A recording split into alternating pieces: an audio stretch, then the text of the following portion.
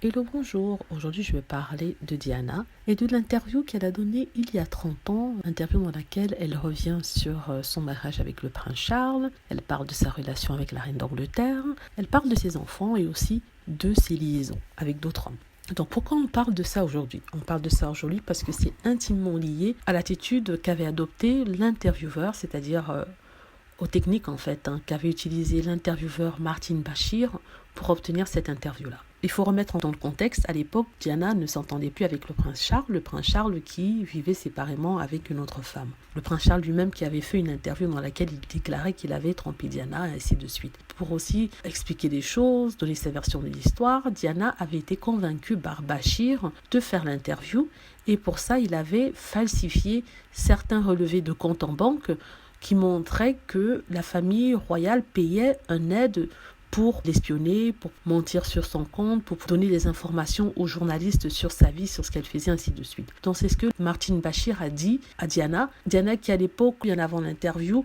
était accompagnée de son frère. Et c'est son frère qui prenait des notes et qui a raconté durant l'enquête qu'ils ont fait sur la BBC comment Martin Bashir avait obtenu la confiance de Diana. Donc ce Bashir, que moi, personnellement je ne porte pas dans mon cœur, avait complètement menti à Diana par rapport à pas ses intentions, mais sur vraiment ce qui se passait avec la famille royale. Ça, c'est d'après le rapport qui a été livré après une grande enquête sur les méthodes de la BBC ou de Martin Bashir lui-même dans le contexte de cette interview-là. Ce qu'on lui reproche, c'est ça, c'est d'avoir menti à Diana et de lui avoir montré des documents falsifiés et de lui avoir fait croire, selon certains, des choses qui n'étaient pas vrai. Et à cause de cela, elle se serait jetée à corps perdu dans une interview qu'elle n'aurait pas donnée s'il ne lui avait pas montré ces papiers-là. C'est en fait ce que disent les gens. Voilà mon opinion par rapport à cela. Par rapport à ça, je dis tout simplement que c'est peut-être vrai. Connaissant Bashir, c'est un homme avec peu de scrupules, qui ne recule devant rien et qui a dû sûrement utiliser Diana pour avoir son scoop. Mais je me pose la question, quel magazine de nos jours ne fait pas ça? Les premiers à pointer du doigt et qui écrivent depuis des articles dessus en tapant sur la BBC sont les tabloïds qui utilisent eux-mêmes des tactiques bien pires que ce que Bashir a utilisé. Deuxièmement, le fait qu'il ait utilisé ces tactiques-là ne remet pas en question ce qui avait été dit dans l'interview.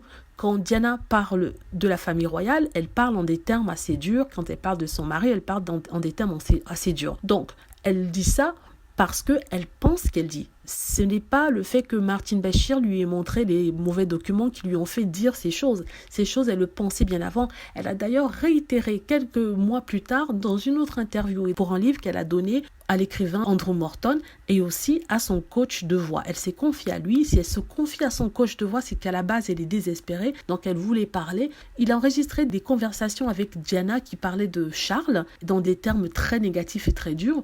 Donc, ce n'est pas Bashir qu'il a fait dire ces choses-là. Je dis ça parce qu'on essaie d'utiliser le fait qu'il ait été malhonnête pour dire que voilà, Diana était paranoïaque, elle ne savait pas ce qu'elle disait, elle a sûrement regretté cette interview plus tard et que voilà, on s'est servi d'elle, il faut complètement effacer tout ce qui a été dit dans les cassettes qu'on a entendues jusque-là parce que ce n'était pas vrai, ça venait d'une femme qui avait des problèmes mentaux. À ça, je dis non. Je trouve que Diana savait très bien ce qu'elle faisait. Elle savait qu'elle avait besoin de dire sa version de l'histoire. Elle avait besoin de parler d'elle parce que, bien sûr, personnellement, je pense que la famille royale faisait ce qu'ils font en ce moment au prince Harry et Meghan, c'est-à-dire qu'ils lançaient des informations dans les médias, jamais ouvertement, mais bien sûr en passant par des commentateurs royaux. Et elle en avait marre, elle avait besoin de dire quelque chose à quelqu'un. Il se trouve que Martin Bashir est tombé au bon moment. Malhonnête, disgracieux, il est tout ce que vous voulez, mais il n'a pas mis ces mots dans la bouche de Diana. Donc on ne va pas le blâme sur la famille royale ou le prince Charles juste parce qu'il a été déloyal, il a été malhonnête, il a été diabolique. Non, je ne suis pas d'accord. Ce serait dommage de la faire passer pour une paranoïaque, pour une femme faible, pour une femme avec des problèmes mentaux. C'est faux, elle n'avait pas ça. D'ailleurs, la seule personne qui parle de paranoïa, c'est bien le prince William, que ça arrange parce qu'il veut complètement laver la réputation de la famille royale afin de sauvegarder la monarchie pour lui-même devenir roi. Alors que Harry a dit dans son communiqué par rapport au rapport qui a été rendu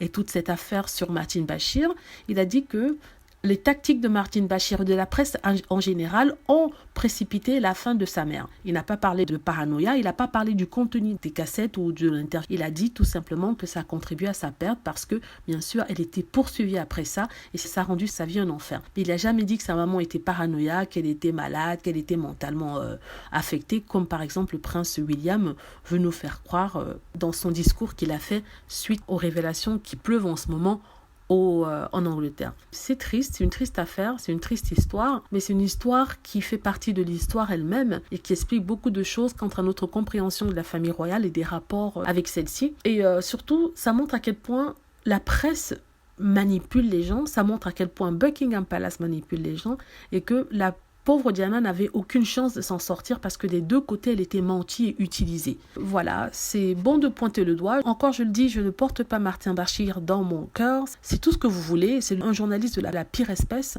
un opportuniste de la pire espèce. C'est quelqu'un qui n'a aucune foi ni loi. Il fait tout pour le scoop, pour l'argent. Et tout ce qui lui arrive en ce moment, c'est du karma, parce que là, il est tombé en disgrâce. On lui a repris tous les prix qu'il avait reçus sur ce documentaire, sur cette interview et même sur de Michael Jackson. C'est le karma. Pendant des années, il a menti, il a piégé des gens, dont Michael Jackson, et il n'a jamais eu un retour de bâton. Et aujourd'hui, tout lui revient à la figure. Il perd tout, il perd sa crédibilité, il a complètement tout perdu. Et c'est tout à fait normal et je suis bien d'accord avec ça. Je ne peux pas me jouir du malheur des autres, mais dans ce cas précis, sincèrement, quand on connaît le personnage, je ne vais pas pleurer pour lui, sur son sort. Mais ce que je veux dire ici, c'est qu'il n'est pas responsable, il n'a pas poussé Diana à dire tout ce qu'elle a dit, il a seulement donné le moyen de s'exprimer. Mais c'est vrai qu'en utilisant des méthodes peu honnêtes, des méthodes un peu malhonnêtes. Et vraiment, c'est quelqu'un qui n'a aucun scrupule. Aucun scrupule, c'est lui avant tout. Mais Diana a dit ce qu'elle a dit. Elle était saine d'esprit. Elle n'était pas paranoïaque. Les personnes qui veulent nous faire croire le contraire, mais bon, ont un agenda, c'est-à-dire la faire passer pour une pauvre femme et pour complètement décrédibiliser son interview, son commentaire par rapport à sa vie. Voilà. Dites-moi ce que vous en pensez. J'espère que vous avez aimé la vidéo. N'hésitez pas à cliquer sur like si c'est le cas, à vous abonner pour plus de vidéos et à cliquer sur la petite cloche afin d'être averti lorsque je poste une nouvelle vidéo. Merci.